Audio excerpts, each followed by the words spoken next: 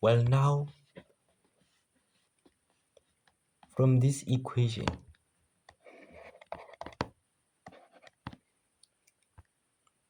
let me write it here. Y equals to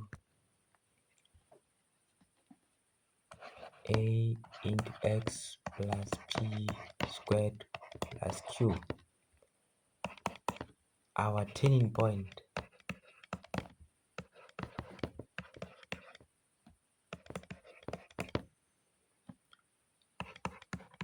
would be given by negative p,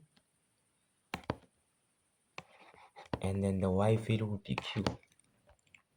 For example, let's say we have y equals to 2 into x minus 3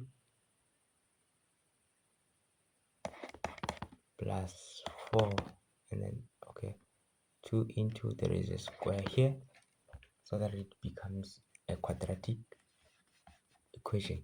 So for us to get the turning point here, we need to have negative p. So it's going to be, this is our p, so our p would be negative 3, therefore negative p would be 3.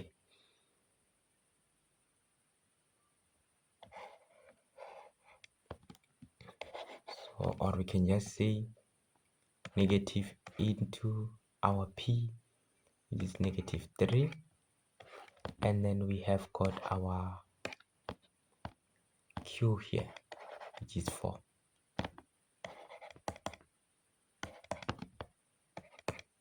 And then this is our turning point.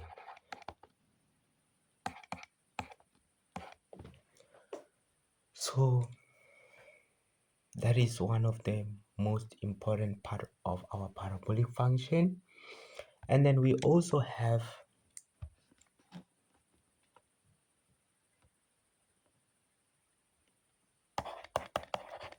equation of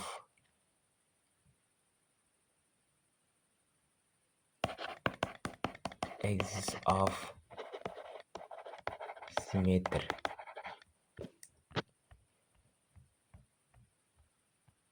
Equation of axis of symmetry, we said that we have our turning point here,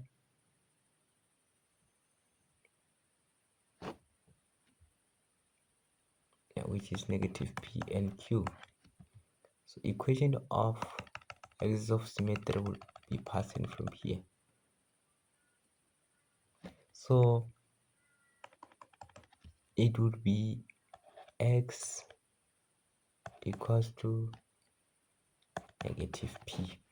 That is equation for axis of symmetry.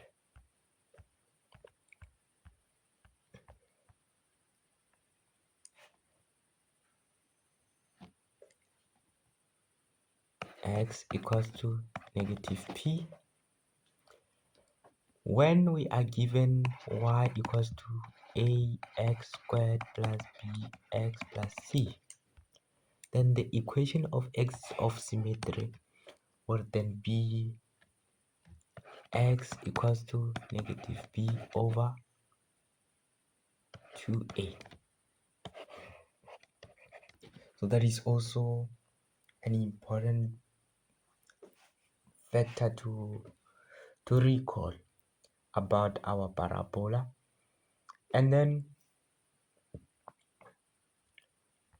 let us check our graphs.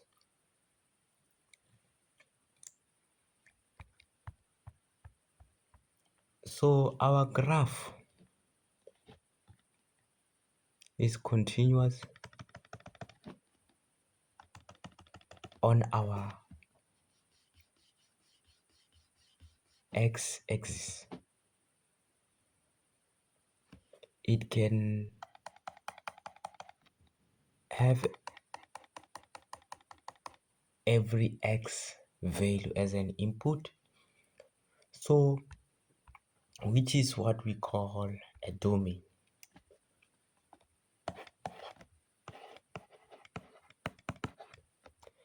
So mathematically it would be written as x is the element of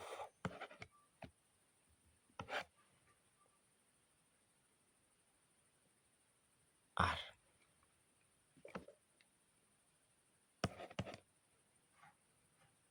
So for our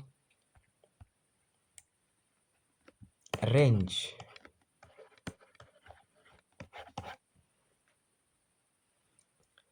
the shape of the graph will determine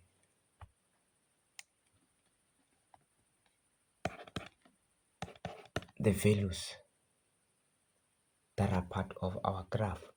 So if the graph has the a that is greater than 0, that means when it is having the minimum turning point, the y values will be limited by our value of q.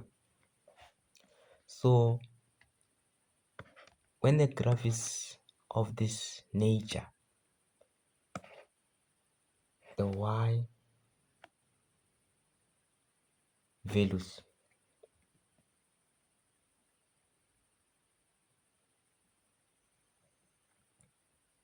needs to be greater than our q.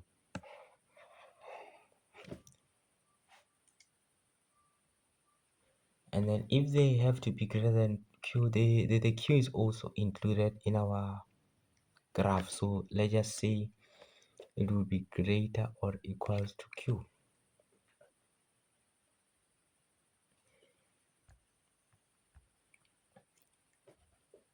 So when the graph is facing down, we have our q here. So y would be less than or equals to q. This would be our range. So that is the most important part of our parabola. So we have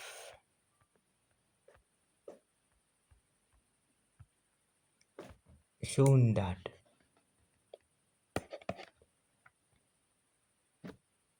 the parabola can be written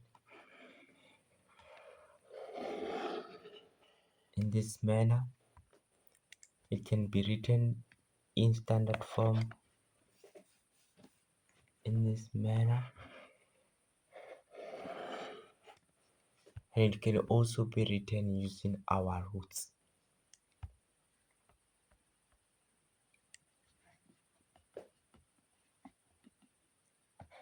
So that is very, very important. So we'll then have to do examples to intensify the main concepts of parabolic function.